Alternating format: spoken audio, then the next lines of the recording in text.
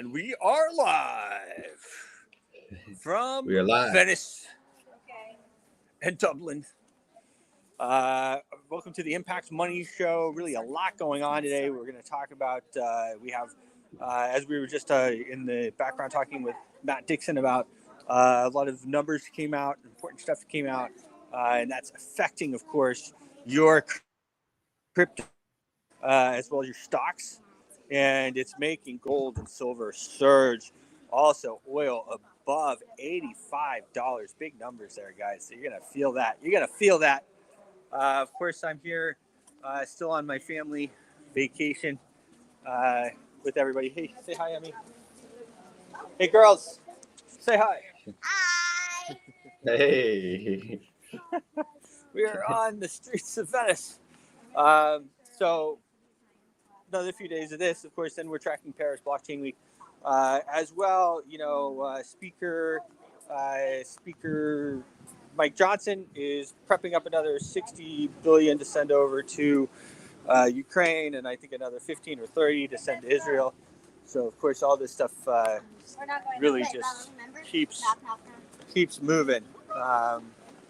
Crazy times. You know, the thing about what's going on really is this inflation is just out of control, and in Congress are not listening to you or anybody else because they don't have to. They don't have to listen to you, and that's why they're not listening to you, because the central bank fronts the money, and as long as they have that money fronted to them, they don't need you, and they have the magic electronic voting machines, as well as the absentee ballots, which of course they're calling mail-in ballots now. And so because they have those things, they really don't have to answer to you or me anymore. They're not worried about getting elected again, and they're not worried about the money. If they had to come to you and say, hey, you know, we break out another 1,000, we need to send, you know, $60 billion, just to give you an idea, that cost every household in America $500. Okay, and then if you want to break it down by person, it cost every person about $150. Okay, so every person in America, that means your kids, both, you know, my wife and the two kids and I, $600 to send that over to the Ukraine. Okay, for a war that I think that there's no way that the Ukraine will win. I hate to say it, but it is what it is. And we're basically just killing off many wonderful people in the process. So, of course, when they do these big bills, though, a lot of that does end up trickling down into the economy because of we're the largest arms dealer in the world. I don't think there's anybody bigger than us. So, the U.S., that is. So, obviously, most of those arms, or a lot of them, are manufactured here. Now, I will say that is a bit of a misnomer because having had some experience in the business myself, that these large arms deals are they come in from all over the world. So it's not just us that's doing that, but there is, of course, trickle down all over the world. But with oil above 85, that is actually another indicator that the inflation is going up. With oil over 85, and they're going to get this 100 and whatever billion between Israel and Ukraine, and they're saying Taiwan too. So that's going to inflate everything a bit more. So just really crazy, huh, David? What's up, guys? Oh man, it's absolutely crazy. The printing press and the fact that Congress does not need the people's approval to get any money just shows that they have absolute totalitarian power of the military. They're able to pay the military to do their dirty deeds, and really they've taken over the world and most of the societies. And if you have a problem with that, they're going to go to war with you. So it's absolutely crazy what they've been able to do without the approval of the people. And It's You're out there in Venice. It looks absolutely beautiful. I'm a little jealous. Still chilly and cloudy over here. Can't wait to get to the south of Europe. Yeah, it's pretty beautiful. I know that is our normal migration, isn't it, David? Yeah, that's we in my the south summers of are in the France. Mediterranean these years. Yes, it doesn't suck. It doesn't suck. Um, but yeah, no, it's crazy. The central bank has, of course, bypassed all the governments of the world, and that's why they're able to do whatever they want. They fund the wars. The war is so profitable. And remember that, these people, they really want. So we just got off a gondola here, but really fun little rides. It's funny because so beautiful, huh? It really is. I always wanted to take a gondola ride, but I couldn't. Now that I have the two daughters with me, it makes perfect sense. Take a gondola ride by yourself is a little funny. Right. Although Emmy and I were here, many moons ago when Bella was she was in her stroller. We took Bella to Venice in a stroller. Luckily, I had some other young people. We were young back then, and we carried the stroller all the way through everything. Yeah. It is very nice. Very nice. I'll tell you, man, Europe is very nice. And, people say, oh, be careful, guys, be careful, in Paris, and be careful, and this and that. Guys, it's worse in the U.S. I hate to tell you. It's worse. Oh, we are crazy in the U.S. Yeah, like, you guys think it's bad over here? You see some videos, oh, they got the Islamic terrorists, and which, first of all, is all funded by the U.S. and Israel anyway. We've proven that over and over again. All ISIS and everything. They're like, ISIS. I mean, everybody realizes that's the CIA, right? Like, right. So, yeah, ISIS has threatened this and that and the other. Like, okay.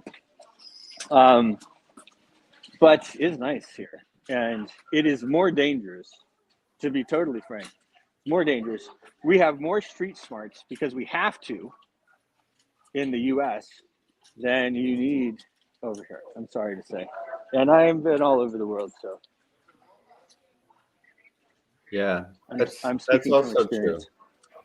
true. Yeah. So pretty crazy. It is nice to have gold and silver surging. Make sure you go to @costmetals.com and use the referral link clubs with an S to sign in and get your gold and silver and everything at cost. And then as well, I think Bitcoin is on a bit of a retrace right now, but might be some good entry points. Let's bring on Matt and see what the great Matt Dixon has to say. Yeah. There he is. Hello, Matthew. Sir Matt. Hello, David. Hello, Bruce. Good morning. Yeah, what a day. Good morning. Let's come on to share the screen. Yes, so awesome. There's a lot of things been causing this bit of a downturn. One of the things, there's been more further escalation in the Middle East, hasn't there? Yes. I mean, these guys, they are now bombing everybody, I think. Is there anybody they're not bombing? And now, of course, you have Turkey unstable. We don't know what this new president is going to do of Turkey. You know what I mean? So, yeah, very unstable situation over there. Yeah, absolutely right. Can you see actually, I say, can you see my screen? I'm just going to jump to another screen, I think, because I want to, first of all, can you see that? ISM manufacturing? Yes. Yes. Yeah. So you can see the figure there on the top row of numbers, 50.3. And if you look on the chart, the bar chart on the left, you'll see that's the first time in over a year that the number has been above 50. 50 means that the manufacturing economy in America is now expanding, and it's actually not been expanding for over a year now. So this is telling us that the US economy is picking up. So all this easy money they've had, the money printing, The low interest rates, well, I say low interest rates, they've risen a lot, but I'm talking about the hangover from the previous low interest rate environment, the previous QE environment where they just printed money like it's going out of fashion. All of that money in the system has flowed into the economy, and we now have manufacturing is actually expanding in the US. This you'd think is a good sign, but it's not a good sign because we actually have inflation way above target, and inflation is actually picking up. The last CPI figures that came out showed inflation had gone up. So now the Fed have a big problem. They've got way above target inflation, increasing inflation, and now they've basically got, the economy is growing now. So they should be raising rates to try to slow down the economy, but they want to keep these risk assets pumped up and high because it's election year, I guess.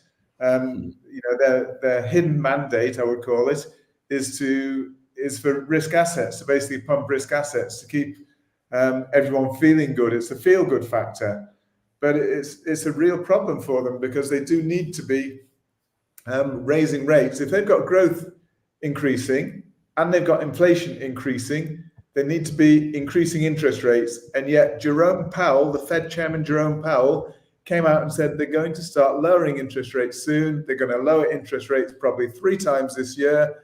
What information is that possibly based on? When you've got a growing economy, you've got inflation going out of control, and you're talking about lowering interest rates. I don't understand what information he's basing that on. Just doesn't make any sense at all. So the market is in turmoil because of it. So we'll just have a quick jump over to, here's Bitcoin, and we can see the massive turn down yesterday. What's really good about this is that some of our indicators, we had bearish divergence basically yesterday, which actually told us where the market was about to turn down. And it turned down exactly on the bottom. We can see there, the bearish divergence is where basically you have increasing peaks on the price. At the same time, you have decreasing peaks on the RSI. And that is telling you that increasing price was not supported by trading volume. And so because of that, it meant that it's just a few people, maybe a few retailers, pushing the price higher, but the big people were actually withdrawing the volume from the market. And so it wasn't, these price increases were not supported by volume. In fact, the big volume, the whales, the institutional people, were getting out of Bitcoin whilst the retailers were still buying Bitcoin. And this is why it's so important to actually have access to the right information. And we spoke briefly yesterday about eBay, empowering you. We're going to put that to tomorrow to give you a full rundown of the eBay platform, how it can help you. But this is just some of the indicators that we have now. So we had bearish divergence telling you there's going to be a price fall. But interestingly right now, we have hidden bullish divergence. Hidden bullish divergence is this blue line where you've got increasing price troughs on the price and decreasing troughs on RSI. So that's telling you now that hidden bullish divergence is telling you that the previous upward trend is likely to re-establish again soon. So that movement down was probably just a correction. And we can actually see it was apparently in 3 waves down the move. You can see probably a wave down there as a wave, wave up for B wave, and a wave down for a C wave. 3 waves. 3 waves is always corrective against the trend. So my belief is that we will now start to push pretty soon. So that shock yesterday, the data is out in the market now. It's priced in. It gave a shock to risk assets. So Bitcoin dumped in price, not just Bitcoin. We can just look at this column on the right here. Near protocol down 7.5%. ADA, that amazing one we spoke about yesterday, down 5.95%. And as we go down, Anchor Protocol down 15.9%. Even Bruce's favorite, where have we got it? Doge down 9.94%. Yeah. Solana down 5%. DXY absolutely flat. That's the US dollar. But the one, where's it gone now? Gold Let's have a look at gold. Gold is still pumping. And we always said right from the beginning of these shows that gold basically pumps as a response to inflation. So when inflation picks up, and for some reason my charts are running very slowly, but yeah, it's flipped over now to gold. So we can see gold hit a new all-time high yesterday and again today, in fact. And that's because inflation is picking up again in the US. So as a hedge against inflation, people pile into gold. And it just shows us that whilst Bitcoin is gradually maturing into a safe haven, into a store of value, it's still not there yet. It's still seen very much more as a risk asset than as a safe haven asset. So when there's trouble in the world, and I've always said this, when there's trouble, Bitcoin will still dump in price. Bitcoin will eventually, I believe, rise from the ashes when the world economy is in real trouble, because then they will see this asset with limited supply. They'll be printing money like crazy. The printing presses will be whirring again. And they'll be trying to resurrect the economies, printing more money. But Bitcoin will then be seen as the safe haven with the limited supply. So Bitcoin will continue to work as a risk asset for the time being. And that was absolutely confirmed yesterday. We're down 5% on Bitcoin just because the pressure on interest rates is higher. So really, really sobering lesson there for us. Well, I'll tell you, it's really interesting because, especially now with all of these big guys taking such large positions and the ETFs and everything like that. And once the asset like Bitcoin, I mean, gosh, it's over a decade now, goes into a period like this where so much of the U.S. economy and the world economy and different the financial structure of things is dependent on it, then I think it gets more and more stable, and I think it continues to grow. Obviously, that's why we're in it. Absolutely. I think the future of Bitcoin, I believe, is assured because, I mean, now we have that institutional regulated ETF, and there's a channel there for institutional money to go into it. I actually believe the future of Bitcoin is now assured. Now we do have the first institutional money flowing into Bitcoin, and we're seeing some really good flows still with the ETFs. Overall, we're seeing good positive flows in general. Bitcoin actually reached a new quarterly high for. I've actually got that. I can just jump back actually to. I'll see my charts are running very slowly, so maybe I won't. We'll just see. Yes, it is moving actually. So I'll just jump back and show you the previous. Let's just see, it's down here. There we go. So we can actually see that Bitcoin reached a new quarterly all-time high there. So wow. This is just showing us that because we've reached that level, it's actually very, very positive for Bitcoin. Of course, we have halving coming up now on probably April the 19th or 20th. So we're just a very, very short time away now. Less than 3 weeks away from halving on Bitcoin. And that will reduce the new supply from 900 Bitcoin a day to 450 Bitcoin a day. It'll have a better stock to flow ratio than gold. And so as this happens more and more, as we get more of these halving events, Bitcoin will become more and more of a safe haven asset. And that's how it is gradually evolving and maturing to become a safe haven asset. And so this will continue into the future. I agree. And, like we've been mentioning, and we had the Atomicals guys on, last week, I think it was, there's more and more stuff being built on Bitcoin as well. And that is effectively burning a lot of Satoshis. We're not talking about whole Bitcoins here, but the Satoshi, the individual bit, the smallest denominator of it. And so you're going to have a lot now, I think, especially coming up this year, of these different tokens that are backed by one Satoshi. And each of those tokens are going to be backed by one Satoshi, basically making them asset backed and never going to zero. and that is effectively going to burn a lot of the supply as well. We are entering a deflationary period of Bitcoin.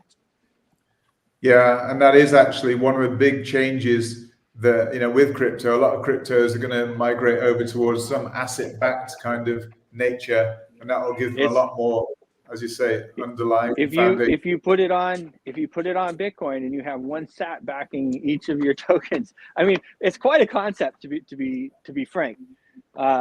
It can basically never go to zero, and then if we go to 1 million, yeah, let's say if we go to 1 million, then we're how much is each sat worth at that point? You're basically pretty interesting. Yeah, and that's actually the way I think in the future, a lot of these crypto and crypto funds will go. They're actually going to be denominated not in US dollars, not even in USDT, but they will be denominated in some other cryptocurrency, whether it be Bitcoin, Satoshis, whether it be Solana, whatever it might be. They'll be denominated in some kind of crypto. So that will then represent real underlying value for them. Whereas with fiat, if the economy does, they're getting rising inflation now. They may even have to raise rates. We're talking about dropping rates 3 times this year. Let's say we are. Fed Chairman Jerome Powell is talking about dropping rates 3 times this year. I do not know how on earth we can do that when we've got rising inflation, we've got rising manufacturing, we've got rising industrial, rising transports, now transport. Everything is rising. The economy is boiling over. It's actually beginning. It's just beginning to overheat now, and it will boil over. And I think the next move might actually be raising interest rates yet again. Of course. The case, it's going to be a nasty shock to risk assets. Yeah. Interesting. So, well, it's interesting to see how that'll all play out as well, right? Because if this is a decent pullback, I don't know. Yeah, we'll see. But yeah, I can't see how I think it's all fluff at this point. I don't see how they continue to, or they lower interest rates with what's going on. I totally agree with you. Yeah, I mean, here we're looking at the S&P. So it's not as though it's just crypto yesterday. It was actually across the board risk assets. So the S&P 500, we can see here that it dipped down again, pretty much as expected. We still do expect there to be a new high to come on the S&P 500. I don't think we've peaked out as of yet. It's just possible we have. It is possible, but I think most likely we'll probably see another high on the S&P 500 and more highs yet to come on those other risk assets.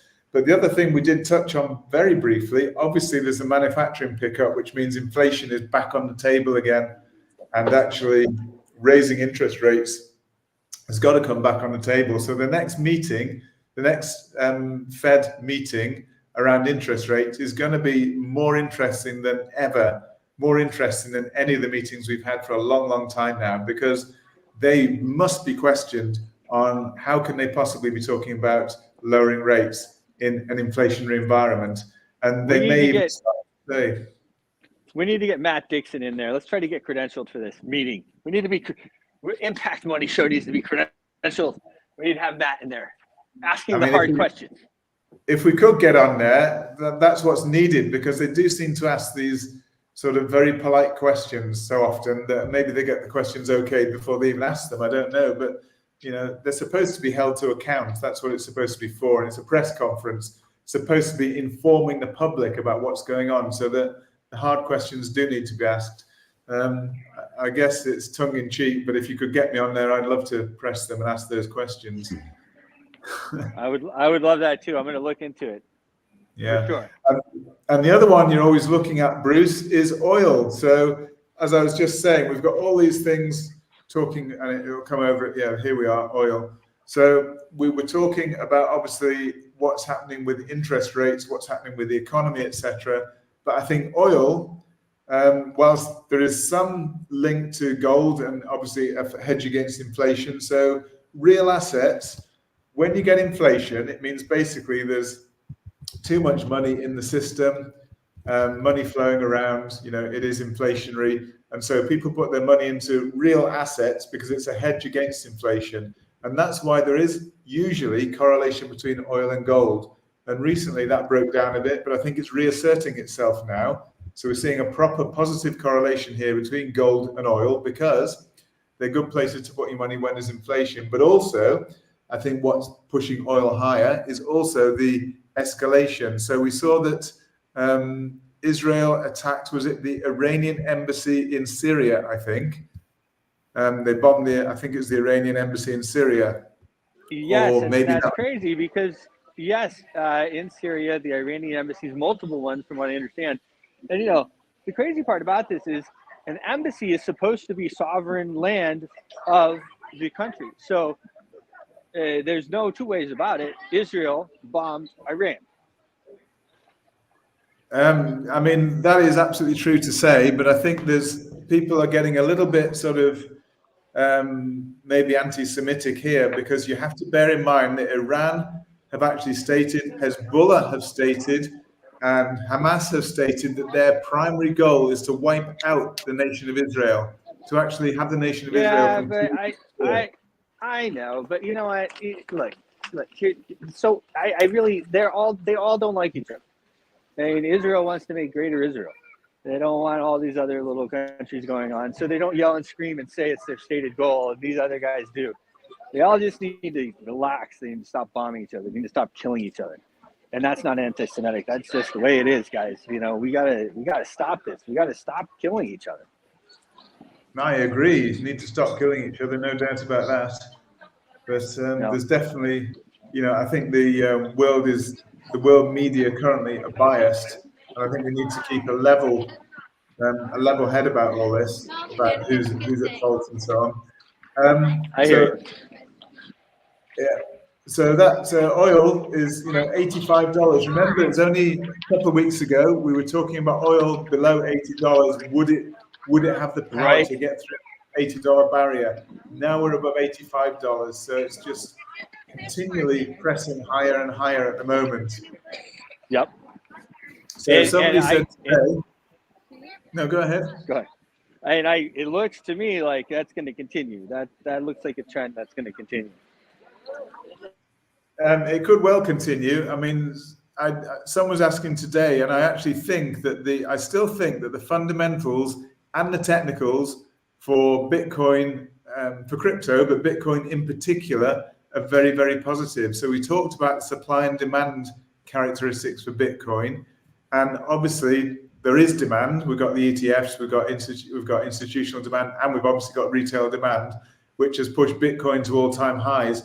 We're only really a whisker away from all-time highs right now on Bitcoin. So the correction yesterday, you have to take it in context.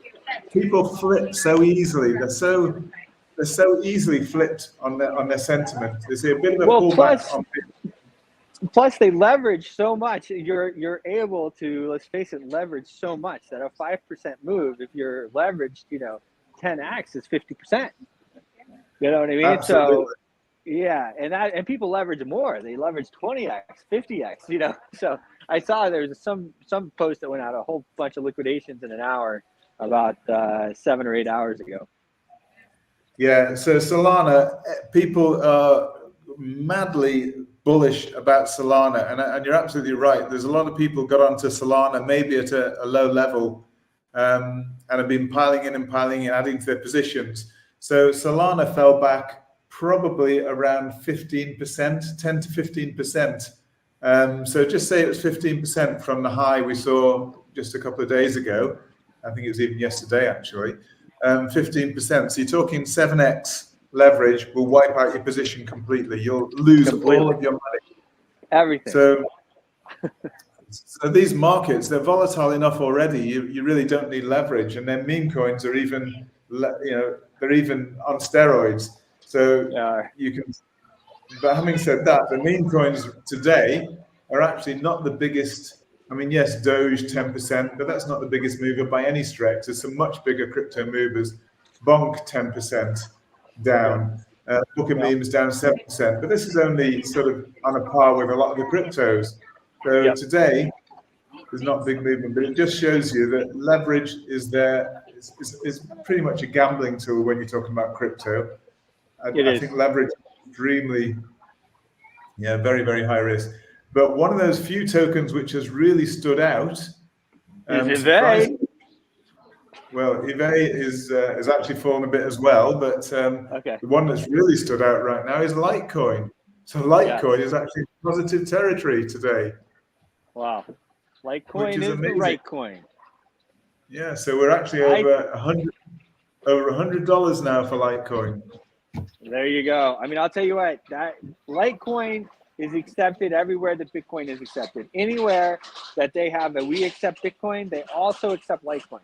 And so I know all these other new ones, they're all fun and everything else, but I am so bullish on Litecoin. I think it's all-time high is what, $300 or something. It's going to hit $1,000, I think, on this next run. We'll see. Yeah, I'm just trying to scroll out. As I say, my charts are running slowly, but we can see, again, put it into context. We've had a pullback. I mean, it hit about 112 or something like that. Was it yesterday? A bit That of was a a decent pullback. pullback from there.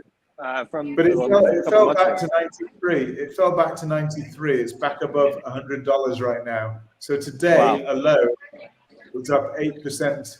Really, on this daily candle, it's up 8%.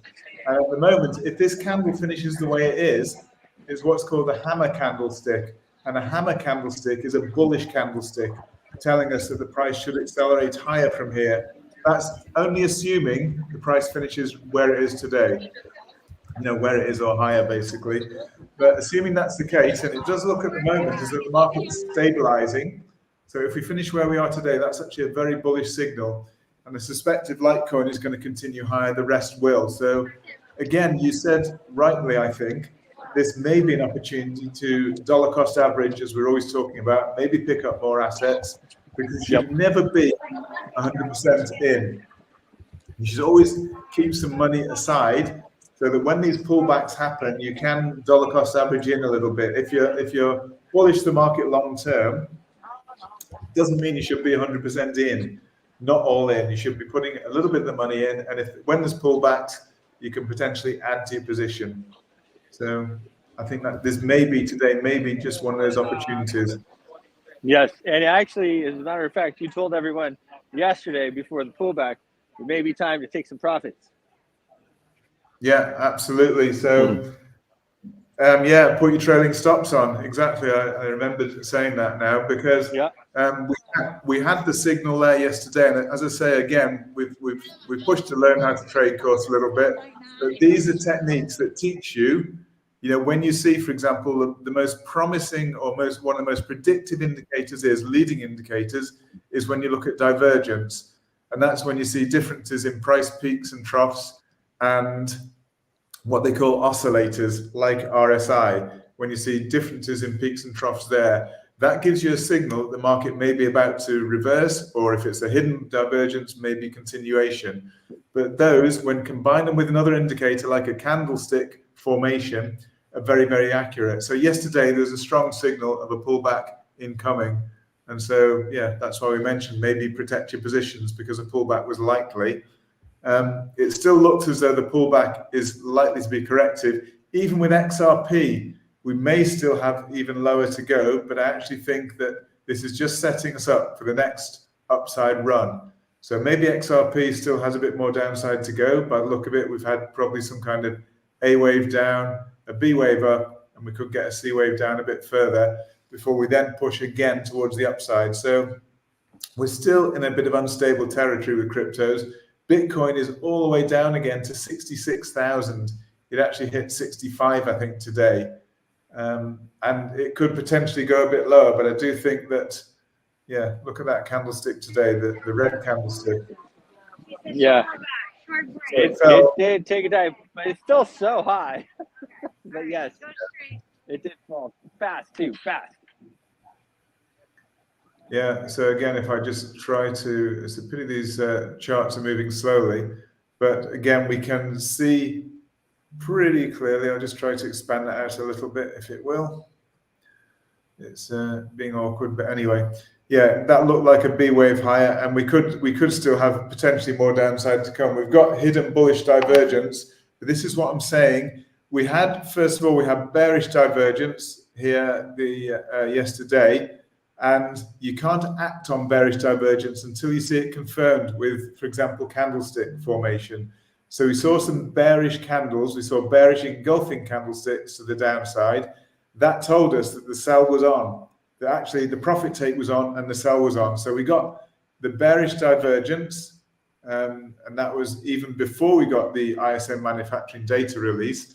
You can see the very point the data was released, that's when the market dumped. That pointer there pointed to when the data was released. Immediately after that, the market dumped. So that tells me this was all down to the ISM manufacturing data. But what's really interesting is, and what's powerful is, we got the indication the bearish divergence came about 12 hours before, somewhere around 12 hours before we got that data release. We got bearish divergence. But as I say, you don't act on bearish divergence. You wait for some candle confirmation. So we got a bearish engulfing candlestick. That may have been enough sign for you to jump in here with a short, or to close your position if you're holding long positions, or to put your trailing stop on to basically protect for more downside to come, because it's signaled there. Right now, as I say, we have hidden bullish divergence, which is actually signaling upside to come. But we cannot act upon that until we get confirmation from something like a candlestick. So we have no candlestick confirmation for the hidden bullish divergence. Hidden bullish is warning of upside to come, but we don't have any candlestick yet that gives any bullish indication. And so that's why we can't act on it yet. We can't actually necessarily go into a long. So when I talk about maybe dollar cost averaging, I wouldn't personally dollar cost average just yet. I would wait until we see confirmation, because potentially we could actually continue this hidden bullish divergence could actually be eliminated, and it will be eliminated if we see price fall below this level of the previous low, which was 63,400. If the price were to drop below that, and we're 65.9, so it's not much further, if the price dropped below that, hidden bullish divergence would be eliminated, and there would be no confirmatory signal from the candlesticks. So that's telling me it's early to jump in. Right now, if you jumped in, you're what they say is trying to catch a falling knife. And right now, that knife is falling. And if you try to catch a falling knife, it usually ends up in some nasty injuries. Yeah, the chances of catching that knife before you have some confirmation. You guys should sign up, of course, to the trading course, because this is good information. I can't tell you the number of times I've tried to catch the falling knife, and the odds are not in your favor, for sure. Okay, come on, let's go this way. Yeah. And then I will try to, if I get a chance, I'm just going to have a quick look at, let me jump in where I can. Yeah, the eBay dashboard. Let me just see if it'll load quickly. Oh yeah, Fly Mackey, our main man with the plan there. He says, he messaged me. I don't know what time it is, of course I'm in a different time zone. First, I can't access the eBay dashboard. What's going on? Okay, the reason for that is the upgrades are being rolled out today. So there's a lot of dev work going on in the background. So yeah, let me just, it is loading very slowly, and it's just down to my computer. It's not the system. I'm sure your computer or Fly Mackey, their computer would load faster than mine right now. I'm not quite sure what's holding mine back. But there's a lot of things being rolled out today on the eBay platform. It's going to be more powerful than ever. And tomorrow, all being well, we'll actually run through the platform, how to use it, how to get the signals, how to put them to use, and how to help it inform your trading. So here we can see the main part of the new platform, and this is actually showing, the top rated asset here is actually Bitcoin, which is a AAA rated asset, and no change in position since the last rating score. So AAA, and we can see that the next AAA is actually a Binance token, next AAA is Solana. But what actually is important is the previous upgrade or downgrade, or the current upgrade or downgrade. So for example, Doggy has just been downgraded. So Doggy being downgraded means that potentially a sell. Avalanche has been downgraded. Bitcoin Cash has been downgraded. But we can actually filter tell you these.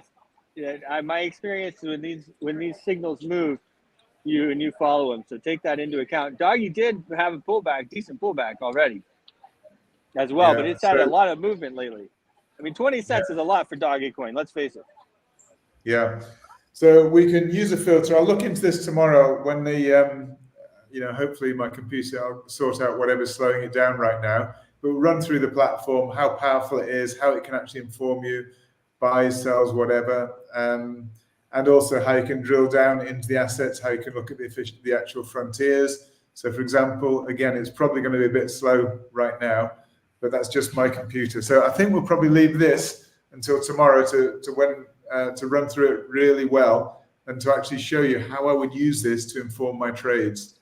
But again, we see, for example, on this page, we only see downgrades.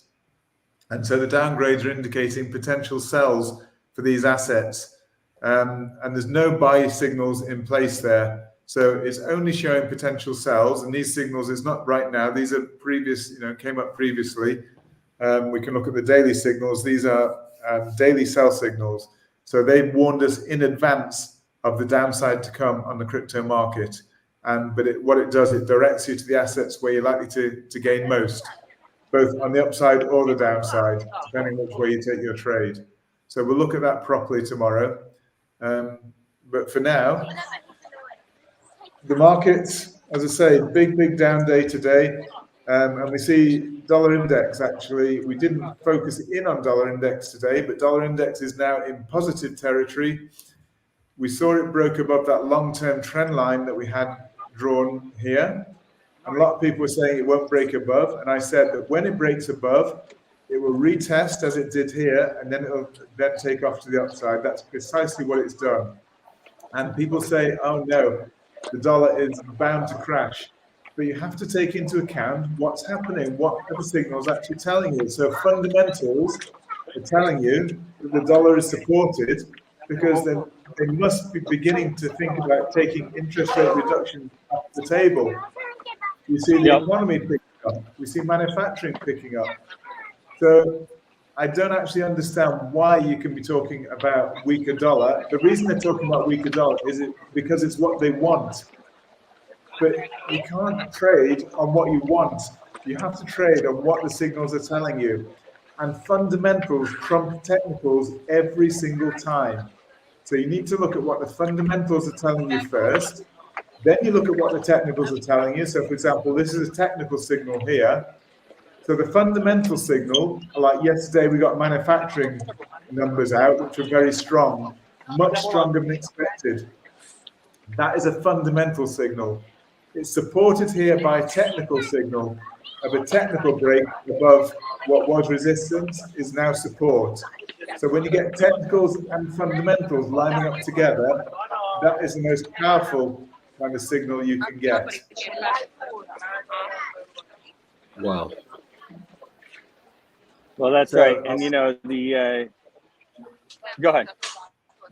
No, just saying, I'll stop sharing for now. I mean, there's plenty to talk about with that in terms of how we trade, in terms of, fear and greed and all that kind of thing. That's all technically based on what people are thinking. But when we go back to what really drives the market, when you think about it, even psychology and behavioral analysis are all based on what's really happening fundamentally in the market. So yesterday, we got strong manufacturing data, which is strong dollar. It's potentially higher interest rates, etc. That causes the market to sell off. That causes fear in the market. And so fear and greed is actually the result of the fundamentals. So what I'm trying to say is fundamentals always come first, technicals come later, because technicals are an analysis of historical data. Fundamentals are actually looking at what's happening here and now. And it's the here and now which influences the technicals. And so people make a big mistake when they focus, you get people who are just purely technical data driven, and that cannot be right. You've got to use a combination of both. Yep. Yeah, absolutely. So, it's a crazy market right now. I will say that, guys, we are not financial advisors. Obviously, we've been in the space for a long time. We've been trading for a long time. We love doing the show. We love spreading our knowledge. I talked to one of my friends last night, and he says, Bruce, I watch the show every day. Actually, he bought some Ave, as a matter of fact, Matt. And he says, I watch the show every day. He says, I either watch it live or I watch the recording later while I'm in the truck. I listen to it, and you know, that's good stuff to hear. There's a lot of great information here, and you know, if you understand what's going on, because you have players, you know, like we all hear about them, you know, and they're the ones that are maybe they're making the markets more than anybody else, but people that are really able to become more financially free by moving their energy and their money into the places at the right time. If you moved your money into Bitcoin, even at $17,000, you know, a year ago or a few months ago, you were sitting very, very happy right now. And so it's a wild world, and it's a changing world. The world is not going to be the same. I can tell you, I'm over here in Europe, and I was saying with David a little bit earlier, everybody says, oh, Paris and this and that, and everything's so dangerous and blah, blah, blah. It's worse in the U.S. So we have a situation in the U.S. I was actually even just looking at some of the stuff in Randy Schwartz, who you know, Matt, as well. He called it a while ago. He said, listen, man, all these empty buildings that they have in New York, they're going to house the migrants in here. You watch. That's exactly what's going to happen. And that's exactly what's happened. So as everybody's left New York, all the businesses and a lot of the people have left New York, they now are filling those empty buildings. And as well, you have with migrants, and then as well, you have the big guys like BlackRock that have been buying the houses, small single family homes and apartments and everything like that. And now they are selling them back to the government. So they knew what was going to happen. And they've set themselves in a position buying all these small, you know, one income or double or one family or two family houses. And now they're selling them back to the only person who always pays their bills, at least up until now, the U.S. government. Yeah, very interesting, Bruce. So that just tells you that where we are in the cycle, because right now it's not supported. So the economy isn't being supported by private money. It's being supported by government money. So all of this printing of money, all of this spending of money is government spending. And as we know, government is very much just a bureaucratic system, and it doesn't create value. And as you say, they're actually losing money because it's BlackRock who are making the money, the private people make the money. But unfortunately, the government money doesn't just come from nowhere, as you say. It's actually provided by all of the taxpayers, all of the people in America who are paying taxes. That's who actually provide the money for government to waste. And they are wasting it because BlackRock bought these things up and they're now selling them for a profit to government. So it's taxpayers. Yeah, and you know how it is. I mean, I have contracts with the government myself. I mean, you know, the price is very rarely the thing they choose off. Okay, you know, it's your experience, it's how well you can do the job, it's how well you come recommended. It's a lot of things. It's very rarely the price. So even selling back these apartments, they're selling them back at, you know, $125 a night or whatever, which I know is not that much money, but at the same time, if they were doing it with, if they had to, if the migrants had to go and negotiate it themselves, trust me, it would be half the price. If they had to go and pay, they'd be paying $60 a night or $50 a night or something like that. So not only are we getting really taxed, which is going to keep getting more, but you're going to feel it on the front and the back, because again, the inflation is the other tax that nobody talks about. You know, the U.S. government spent $6 trillion last year, and they collected $1.5 trillion. Where did the other $4.5 trillion come? It came from inflation. And so, yeah, it's really crazy times ahead. I mean, I've been saying the whole thing's going to collapse for years, so I'm hesitant to say it's all going to collapse now. But it's you definitely want to be, you know, have your money in different assets, have it spread across some places, because we're in for some crazy times. I mean, it was a Nobel Prize winner, Harry Markowitz, who said that the optimal way to manage your money is through diversification into what are called non-correlated assets. And so you never put all your money into one particular asset because you never know what might hit that one asset class. So when you look at a diversified portfolio, even within crypto, you diversify, but across asset classes, you diversify. You know, you look at property, you look at bonds, you look at equities, you look at crypto, and as many uncorrelated things. You look at gold and commodities. As many uncorrelated things as you can is how you get the best risk-adjusted returns. Just jumping back to something we've looked at previously, we looked at the fear and greed index. And I remember I told you, again, only a few days ago, probably last week sometime, we were at an extreme greed reading. And I said, yes, they can continue for some time. But when you're at these very extreme levels, we're in the mid-80s for the fear and greed index, that the likelihood is it can only go one way. And we're actually now seeing fear and greed, the reading today is 79. So it's still a reading of extreme greed. There is still room for more downside potentially, so because it's still extreme greed. But as we said in the previous shows, those levels of extreme greed cannot be sustained forever. So you do expect at least to have some pullbacks and some rest from that sort of situation of extreme greed. Yeah, absolutely. And you know, usually it'll pull back, so it'll pull back enough that everybody starts to freak out and think it's over. The bull run is over. So whatever that number is it 55K? I don't know if it's going to pull back that far. Is it 62? Is it just 65? Like we've hit it now a couple of times in this last couple of weeks. I don't know. But it has to get to a point where people capitulate and they throw in the towel and they close their positions and they get liquidated, because that's the way the markets work. Yeah, it was only, wasn't it? It's only a few weeks ago, a couple of weeks ago, or whatever, people were thinking, they're actually thinking in their minds, how can Bitcoin possibly go down when so much money is flowing into these ETFs and so much more is to come into the ETFs? And at that time, we had basically an Ethereum ETF just around the corner, and that's now been put off for a year. It's amazing how quickly things can change. Things in the world, whether in the markets, whether in geopolitics, whether in macroeconomics, even within health, for example, things can just turn on a sixpence, on a dime, as you would say. Things can just turn so quickly, and that's what happens in these markets. When things are extremely bullish, there's really only one way they can go short term, because they cannot continue in that way. They have to take a turn.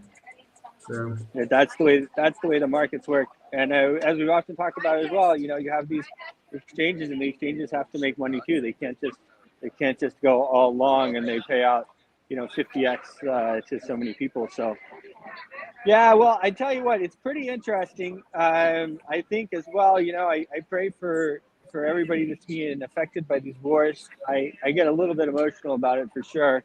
I'm an emotional guy anyway. You can ask David about that.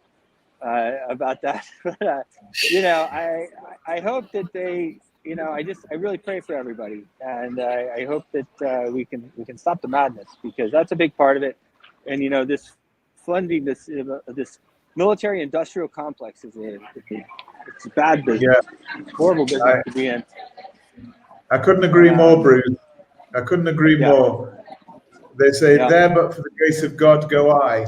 We could very well be in similar terrible situations ourselves, and it's only by, you know, there but for the grace of God go I. You know, we have to be thankful where we are, but also be empathetic to the terrible suffering that's going on, and yeah, definitely do our best to bring about peace. Well, if anyone.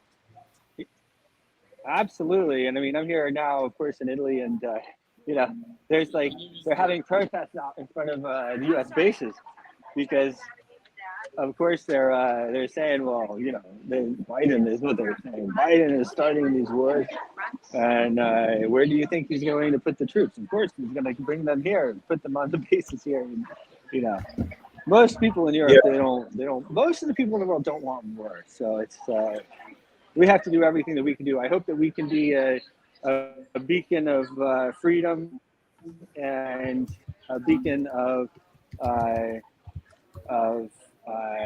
basically wealth is not the word I want, but in the world, that we can help people out that way, because that's what life is all about. Absolutely. Yeah, and there's turmoil everywhere. I hear there's actually riots going on in Sweden right now, of all places. You wouldn't have really Yeah, expected it. So, I yeah, know. across Europe, as you say, they had the It farmers' is. riots. Yes, yes. And with that, I think yeah, we'll wrap it up. We all want the same things, guys. We want, we want prosperity. We want a safe place for our family.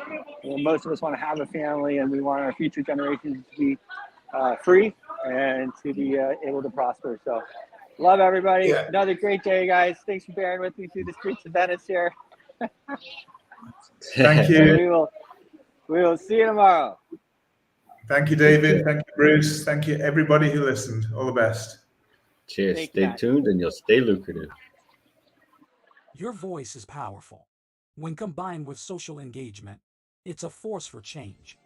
Decentralized media paired with free speech is the catalyst for an empowered world and a unified, invaluable ecosystem. Join Global Boost, become a champion of free speech, and help to reshape the future of media.